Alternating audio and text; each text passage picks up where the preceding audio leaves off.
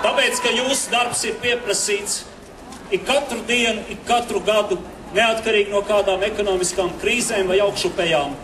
Jūsu darbs ir vajadzīgs mūsu valsts nākotnē. Līdzīgi mēs varētu teikt arī par citiem ļoti svarīgiem darba darītājiem Latvijā. Taiskaitā medicīnas darbiniekiem, veselības aprūpas darbiniekiem, policistiem, tieslietu sistēmas darbiniekiem. Īstenībā visiem tiem, kuri godprātīgi strādā Latvijas valsts attīstībā.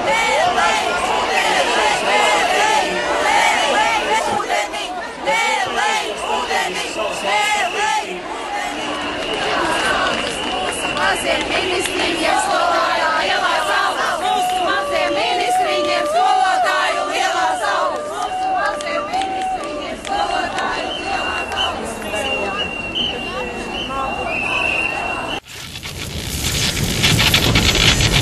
It's moving.